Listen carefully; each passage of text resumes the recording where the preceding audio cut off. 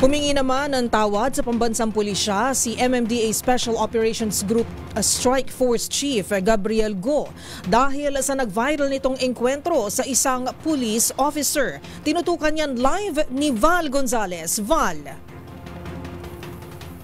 Miss Karen, kasamang kanyang abogado ay lumutang ngayong umaga.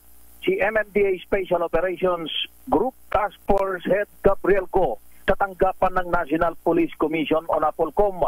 Ito ay para humingi ng paumanhin si Go sa pulis na napaya sa clearing operations na isinagawa ng MMDA noong nakalipas na linggo. Bukod kay Police Captain Eric Felipe ng QCPD Station 9, ay nagsorry din si Go sa pamunuan ng Philippine National Police at maging kay NAPOLCOM Commissioner Attorney Rafael Calinisan. Nais ko pong itong umagang ito, formally po na humingi po ng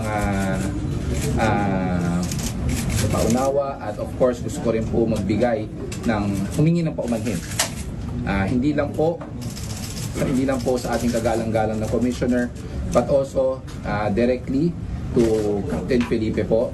Sir, if you are listening to this, ako po ay humihingi ng paumanhin sa inyo dahil po sa nangyaring it's not my intention na magkaroon po ng ganong hindi maayos na pangyayari at pakikitungo po. So, aside from that, nais ko rin po humingi ng paumanhin, hindi lang po kay Captain Felipe, but also to the entire Philippine National Police. Nagpasalamat din si Go sa pamunuan ng PNP sa ani niya'y pagtulong sa kanya at kanyang grupo na hindi masaktan ng mga tsuper na nagsagawa ng strike at humarang sa bahagi ng kalsada nung isinagawa ang transport strike. Sabi ni Go, lagi nilang katuwang ang PNP sa pagpapatupad ng batas sa trapiko. Aminado si Go na isa itong aral sa kanya na dapat ay hindi nila nilalagyan ng dapat ay nilalagyan nila ng konsiderasyon ang kanilang trabaho na ayusin ang mga kalsada dito sa Metro Manila. Pero hindi po tama na we involve emotions. It should not be emotional in such a sense na it will get ahead of us. Gayon pa man, sabi ni Go, magpapatuloy ang trabaho ng MMDA para isaayos sa mga kalsada sa NCR, pero hindi na nito masagot pa sa ngayon kung siya ay napatawan na ng disciplinary sanction ni MMDA Chairman Roman Duartes. Sa panig naman ni NAPOLCOM Commissioner Attorney Rafael Calinisan, accepted ang hinihinging apology ni Go.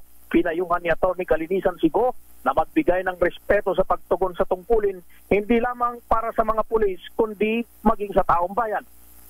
National Police members, but maybe respect also to private individuals.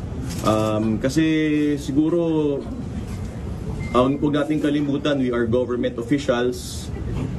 We are not vloggers. So first and foremost is public service. First and foremost is what is good for everyone. Samantala, hindi pa sa ngayon malinaw kung itutuloy pa ni Police Captain Eric Felipe ang pagsasampa ng kaso laban kay Go sa Quezon City Prosecutor's Office. Una na kasing nakakasa ang pagsasampa nito ng kaso kaninang alas 11 ng umaga, pero hindi ito natuloy at ang abiso ng kampo nitong si Felipe ay sasagawa ang filing of case ngayong alauna ng hapon. Kabilang sa mga kaso na posibleng kaharapin ni Go ay ang kasong paglabag sa Data Privacy Act at cyber libel. Mula rito sa tanggapan ng NAPOLCOM sa Quezon City, para sa NBC TV Network News, ako si Val Gonzales, DJ Una sa Pilipinas, una sa Pilipino. Maraming salamat, Val Gonzales.